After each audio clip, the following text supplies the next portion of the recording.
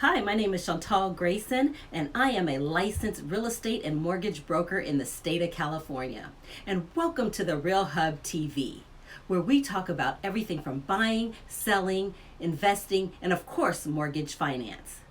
Whether you are a first time homebuyer or a savvy real estate investor, the first step is always starting off with the URLA, which means the Uniform Residential Loan Application. This is the most common form used in the United States by most LOs, loan officers. Prior to COVID 19, most loan officers would meet with their clients to fill out the 1003. However, due to COVID, now most of the times the 1003 is either emailed to the client and or taken over the phone. The current 1003 is 5 pages, but this is scheduled to change in January of 2021. The current 1003 generally takes anywhere from 15 to 20 minutes to fill out. The application is divided into sections, and then some of the sections are divided into columns. One column for the borrower and the other column for the co-borrower. If you happen to have more than 2 people on the application, then you will need to fill out another application. So let's get started with Section 1. Section 1 of the 1003 is the mortgage type and the type of loan. Section 2 of the 1003 is property information and the purpose of your loan. Section 3 of the 1003 is the borrower and co-borrower information, and Section 4 is the beginning of the employment information. The Uniform Residential Loan Application, or the URLA. This application is designed to be completed by the applicant or applicants with the lender's assistance. This top line is where you will write your name, your legal name, and if you are doing this loan with a co-borrower, this is where you will write their name. Section 1, type of mortgage and terms of the loan. This is where you're going to tell your mortgage professional whether you're VA, FHA, which is a federally backed loan, conventional, USDA rural, which means rural land, or other. The agency case number, you'll leave blank. This is a section that your lender is going to fill out once they've submitted your file. This next line is the loan amount, interest rate, the number of months that you're going to have this loan. So for example, if you're doing a 30-year loan, that'll be 360 months. And your amortization rate, whether it's a fixed rate mortgage, a GPM, other, or an ARM. An ARM just means an adjustable rate mortgage. Section 2. Section 2 is property information and the purpose of the loan.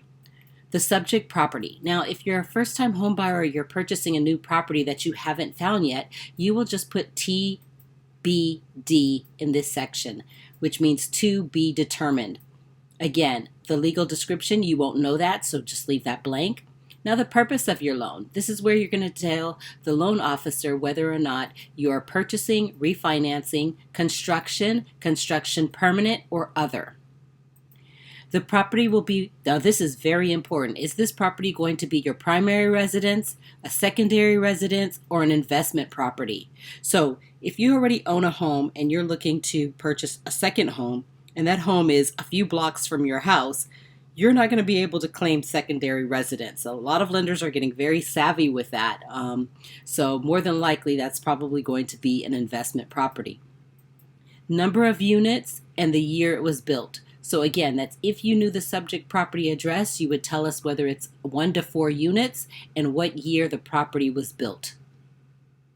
If you're doing a construction loan, this is the section that you're going to complete right here. Now, if you're not doing a construction loan, just skip over that section. Title will be held in what name? This is a very important section, especially depending on what state you live in. In California, we're a community property state, so I advise you to seek legal counsel when you're deciding how to take title. The manner in which title will be held, whether your land is fee simple or a leasehold. Basically what this means is fee simple means that you own the land under the piece of property that you're purchasing, is the gist of it. A leasehold means that you are leasing the land under the property that you are purchasing. So for example, trailer parks are a great example of this. Most people will purchase the home at the trailer park. Let's say it costs around $50,000 to $100,000, but then they have to pay rent every single month for the land that their house is on. The last line in this section is your source of down payment, settlement charges, and any other subordinate financing. So for example, if you're getting a gift for your down payment, or if the seller is helping you with your down payment, this is where you will put this information.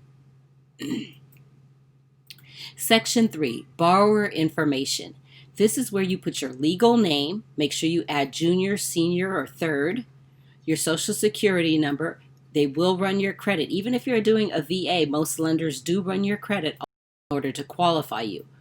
Home phone, date of birth, years in school. Marriage, whether you're single, separated, unmarried, single, divorced, or widowed. Number of dependents. These are the people that you have as dependents and how old they are. Your present street address, whether you own that home or rent that home and how long you've been living there. If you've been there under 2 years, you're going to need to go ahead and add an extra address line. Your mailing address, if it's different than your current address, and your former address. So again, if your present address you've been under 2 years, you're going to go ahead and fill out your former address. If you have a co-borrower, you're going to repeat the information we just did on this side of the application. So this would be your co-borrower's name, their social security, their home phone number, their date of birth, how many years they've been in school, whether they're married, separated, unmarried, single, divorced, or widowed. Now, if you're a domestic partner, you'll also be able to fill in domestic partnership in the state of California. The number of dependents, ages, your present address, whether they rent or own, and how many years they've been there, their mailing address if it is different than their present address, and their former address if they've been at their present address for under 2 years. Section 4 of page 1 is employment information. Section 4 of page 1 is employment information. This is where you're going to write your name of your employer and the address of your employer, or you're going to tell the lender whether or not you are self-employed, how many years you've been at the job, and how many years you've been employed in this profession. So let me give you an example. Let's say I'm a teacher and I work for the Los Angeles Unified School District. I've worked for the Los Angeles Unified School District for a year, but I've been a teacher for 20 years. I would put years on this job, 1, years in the profession, 20. My position, teacher, and then the business phone number. Again, you're going to do the same exact thing for your co-borrower. You're going to write their name, address of the employer, whether they're self-employed, how many years they've been on the job, how many years they've been in that profession, their position or title or the type of business, and their business phone number. This concludes page 1 of page 5 of the Uniform Residential Loan Application, or the Fannie Mae 1003 or the Freddie Mac 65. 1003. Be sure to watch further episodes as I cover pages 2 through 5 on the Real Hub TV. If you have any questions or topics you'd like for me to cover on the Real Hub TV, make sure you leave a comment below. And thank you so much for watching the Real Hub TV. And be sure to check out my new episodes every Thursday. And don't forget to like and subscribe. I'm Chantal Grayson, your licensed real estate and mortgage professional in the state of California. I will be posting on the Real Hub TV new videos every Thursday. So see you soon. Bye-bye.